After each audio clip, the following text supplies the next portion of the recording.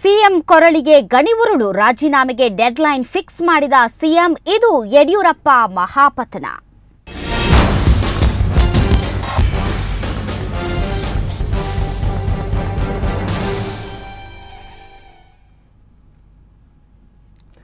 ತಕ್ಷಣ ರಾಜೀನಾಮೆ ಕೊಡಿ ಅಂತ ಹೈಕಮಾಂಡ್ ಯಡಿಯೂರಪ್ಪನವರಿಗೆ ತಾಕೀತು ಮಾಡಿದ್ರೂ ಕೂಡ ಯಡಿಯೂರಪ್ಪನವರು ಆಷಾಢದ ನೆಪ ಹೇಳಿ ಸಮಯವನ್ನ ಕೇಳಿದ್ದಾರೆ. ಈ ಮಧ್ಯೆ ಸಂಖ್ಯಾಶಾಸ್ತ್ರಜ್ಞರಾದಂತಹ ಆದಿತ್ಯ ನಾರಾಯಣ ಅವರು ಇಂದು ಬೆಳಗ್ಗೆ ಸಿಎಂ ನಿವಾಸಕ್ಕೆ ಭೇಟಿ ಕೊಟ್ಟಿದ್ದು ಕುತೂಹಲಕ್ಕೆ ಕಾರಣವಾಗಿದೆ.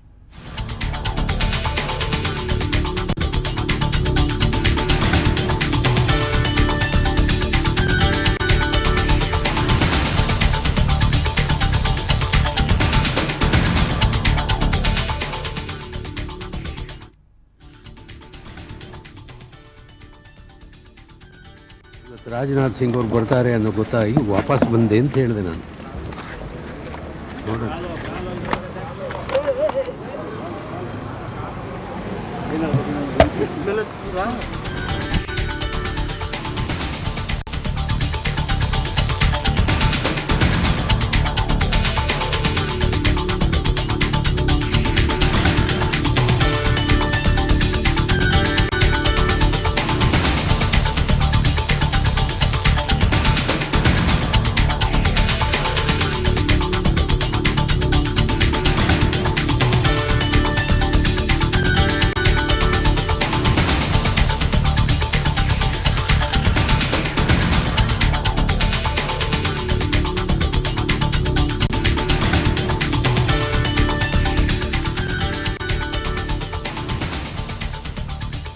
ತಕ್ಷಣ ರಾಜೀನಾಮೆ ಕೊಡಿ ಅಂತ ಪಕ್ಷದ ವರಿಷ್ಠರು ಮುಖ್ಯಮಂತ್ರಿಗಳಿಗೆ ತಾಕೀತು ಮಾಡಿದ್ರೂ ಕೂಡ ಯಡಿಯೂರಪ್ಪನವರು ಕ್ಯಾರೆ ಅಂತ ಇಲ್ಲ. ಆಷಾಢದ ನೆಪ ಹೇಳಿದ್ದಾರೆ. ಆಷಾಢ ಮುಗಿಲಿ, ನಾನು ರಾಜೀನಾಮೆ ಕೊಡ್ತೇನೆ, ಇದ್ರ ಬಗ್ಗೆ ಯಾವುದೇ ರೀತಿಯಂತ ಅನುಮಾನ ಬೇಡ.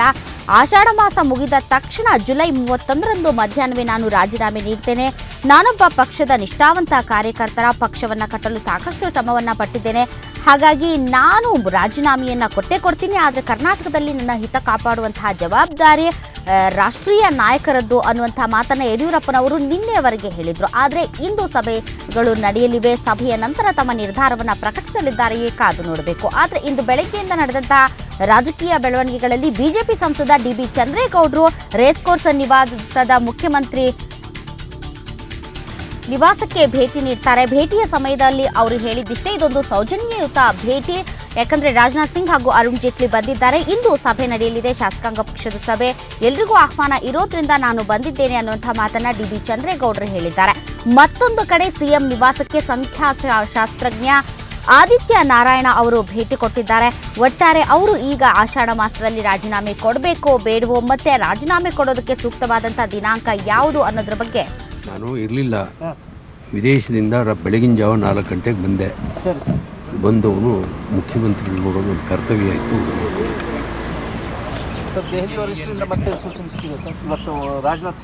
ನನಗೆ ನಾನು ಹೇಳಿದ್ನಲ್ಲ, ವಿದೇಶದಲ್ಲಿದ್ದೆ, ಇವತ್ತು ರಾಜನಾಥ್ ಸಿಂಗ್ ಅವರು ಬರ್ತಾರೆ ಅನ್ನೋ ಗೊತ್ತಾಗಿ ವಾಪಸ್ ಬಂದೆ ಅಂತ ಹೇಳಿದೆ ನಾನು.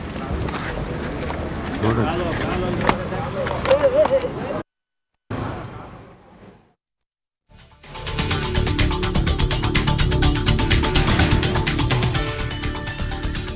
ಡಿ.ಬಿ. ಚಂದ್ರೇಗೌಡರು ಈಗ ಸುದ್ದಿಗಾರರೊಂದಿಗೆ ಮಾತನಾಡ್ತಾ ಇದ್ರು. ವಿದೇಶದಲ್ಲಿದ್ದೆ, ರಾಜನಾಥ್ ಸಿಂಗ್ ಬರ್ತಾರೆ ಅನ್ನುವಂತಹ ಒಂದು ಮಾಹಿತಿ ಇದ್ದ ಕಾರಣ ನಾನು ರಾಜ್ಯಕ್ಕೆ ಹಿಂತಿರುಗಿದ್ದೇನೆ. ಈಗ ಮುಖ್ಯಮಂತ್ರಿಗಳನ್ನ ಭೇಟಿ ಮಾಡ್ತಾ ಇದ್ದೇನೆ. ಇದು ಒಂದು ರೀತಿಯ ಸೌಜನ್ಯಯುತ ಭೇಟಿ ಅನ್ನುವಂತಹ ಮಾತನ್ನ ಡಿ.ಬಿ. ಚಂದ್ರೇಗೌಡರು ಹೇಳಿದ್ದಾರೆ. ಏನೇ ಆಗಲಿ, ಗುರುವಾರ ಅಂದ್ರೆ ನಿನ್ನೆ ಎಲ್ಲ ಸಾಕಷ್ಟು ಸಭೆಗಳು ನಡೆದು, ಒಂದು ಧರ್ಮೇಂದ್ರ ಪ್ರಧಾನ್ ಮತ್ತು ಈಶ್ವರಪ್ಪ ಅವರ ನೇತೃತ್ವದಲ್ಲಿ ಸಭೆಗಳು ನಡೀತಾ ಇದ್ರೆ, ಮತ್ತೊಂದು ಕಡೆ ಯಡಿಯೂರಪ್ಪನವರು ತಮ್ಮ ಆಪ್ತ ಮಂತ್ರಿಗಳೊಂದಿಗೆ ಹಾಗೂ ಶಾಸಕರೊಂದಿಗೆ ಸಭೆಯನ್ನ ನಡೆಸ್ತಾ ಇದ್ರು.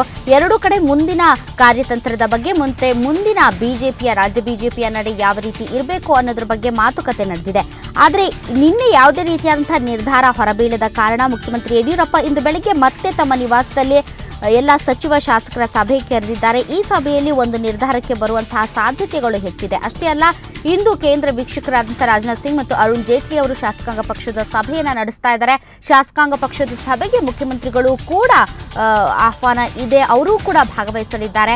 ಈ ಒಂದು ಶಾಸಕಾಂಗ ಸಭೆಯ ನಂತರ ಮುಂದಿನ ಮುಖ್ಯಮಂತ್ರಿ ಯಾರು ಮತ್ತು ಮುಖ್ಯಮಂತ್ರಿ ಯಡಿಯೂರಪ್ಪನವರು ಯಾವಾಗ ರಾಜೀನಾಮೆ ಕೊಡ್ತಾರೆ ಅನ್ನೋದ್ರ ಬಗ್ಗೆ ಖಚಿತವಾದಂತಹ ಮಾಹಿತಿ ಲಭ್ಯವಾಗಲಿದೆ.